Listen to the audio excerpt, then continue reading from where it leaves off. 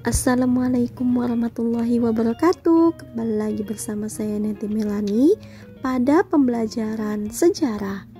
Nah, kita mesti membahas tentang respon internasional terhadap proklamasi kemerdekaan. Tetapi yang kita bahas itu bagian pengakuan India terhadap kemerdekaan Indonesia. Nah, untuk mendapatkan pengakuan kemerdekaan dari negara lain, Indonesia giat melakukan diplomasi beras ke negara-negara Asia dan Afrika termasuk India. Nah, India ini merupakan salah satu negara yang turut memberikan dukungan terhadap kemerdekaan Indonesia pada tanggal 2 September 1946. Selanjutnya, latar belakang dukungan India. Nah, dukungan yang diberikan India terhadap kemerdekaan Indonesia didasari oleh perasaan senasib dan sepenanggungan sebagai bangsa yang terjajah oleh imperialisme dan kolonialisme bangsa Barat. Yang kedua, India dan Indonesia sama-sama memiliki kedekatan sejarah dan budaya dengan Indonesia sejak abad ke-5 Masehi. Yang ketiga, keakraban pemimpin India dan Indonesia. Dan yang keempat, diplomasi beras yang dilakukan oleh Sultan Syahrir pada tahun 1946. Yang terakhir, ini ada kegiatan diplomasi beras. Sekitar tahun 1946, India sedang ditimpa krisis pangan dan bencana kelaparan berskala nasional.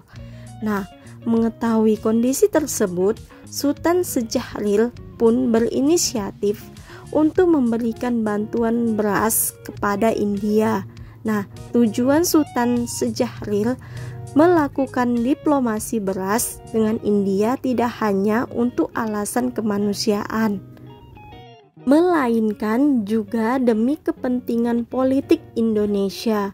Nah, Sultan Syahrir melakukan diplomasi beras agar mampu menembus blokade ekonomi Belanda pasca proklamasi kemerdekaan. Selain itu, Syahrir juga ingin menarik dukungan internasional terhadap kemerdekaan Indonesia. Tanggal 18 Mei 1946, Indonesia berhasil melakukan diplomasi beras dengan India. Nah, Indonesia mengirimkan 500.000 ton beras kepada KL Punjabi, perwakilan India di Indonesia. Nah, berkat bantuan tersebut, maka pada 2 September 1946, Jawaharlal Nehru, Perdana Menteri India, itu membalas kebaikan Indonesia dengan memberi pengakuan kemerdekaan secara resmi kepada Indonesia. Konferensi Asia di New Delhi 1949. Pada 1949, India terlibat dalam Konferensi Asia di New Delhi. Salah satu wujud dukungan India terhadap kemerdekaan Indonesia, konferensi tersebut dicetus oleh Jawaharlal Nehru untuk menghimpun kekuatan negara-negara Asia dalam melawan kolonialisme dan imperialisme di kawasan Asia. Dalam konferensi tersebut, India juga turut mengajak negara-negara Asia untuk memberi dukungan kepada Indonesia yang saat itu sedang berjuang melawan agresi militer Belanda II. Akhirnya, berkat dukungan-dukungan tersebut, Perserikatan Bangsa-Bangsa atau PBB dan Amerika Serikat berbalik mendukung Indonesia untuk merdeka dan lepas dari tangan Belanda. Berikutnya, kita masuk pada mata pelajaran sosiologi, yaitu tentang dampak positif dan negatif perubahan sosial bagi kehidupan masyarakat. Perubahan sosial memengaruhi berbagai sektor kehidupan manusia tanpa disadari. Hal ini menimbulkan serangkaian dampak positif dan negatif. Sebutkan dan jelaskan dampak positif dan negatif dari perubahan sosial. Salah satu dampak positif perubahan sosial adalah perkembangan iptek atau ilmu pengetahuan dan teknologi.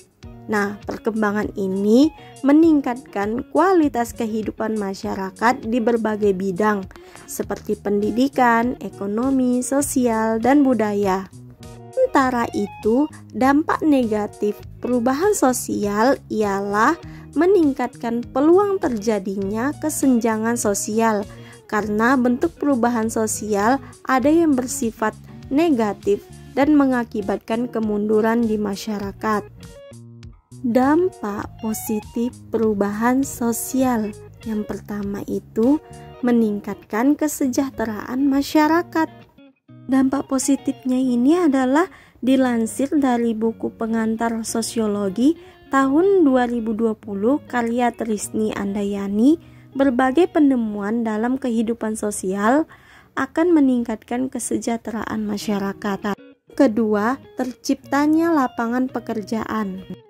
Salah satu contoh perubahan sosial dampak positifnya adalah industrialisasi, di mana sektor industri membutuhkan banyak tenaga kerja untuk melakukan kegiatan produksi dan distribusi secara langsung maupun tidak.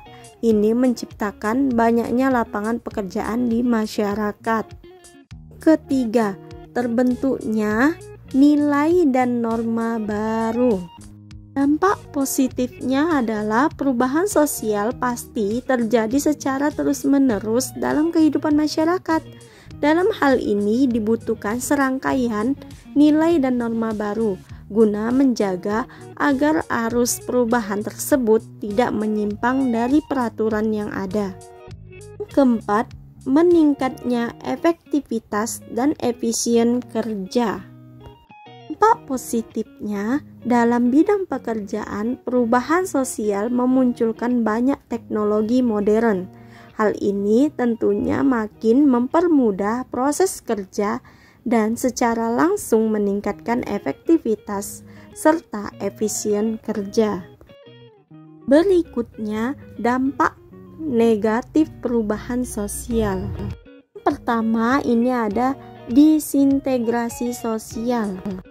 Menurut Sriana, dalam buku Perubahan Sosial Budaya tahun 2020, disintegrasi sosial adalah proses terpecahnya suatu kelompok sosial menjadi beberapa unit terpisah.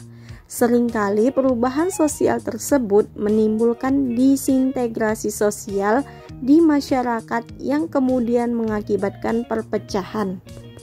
Kedua, munculnya pergolakan di daerah. Ini dampak negatifnya, adanya perubahan sosial dapat memunculkan berbagai pergolakan di daerah. Pergolakan ini bisa disebabkan oleh beberapa hal, seperti perbedaan suku, agama, dan ras, serta terjadinya kesenjangan ekonomi di masyarakat. Ketiga, perilaku yang makin konsumtif.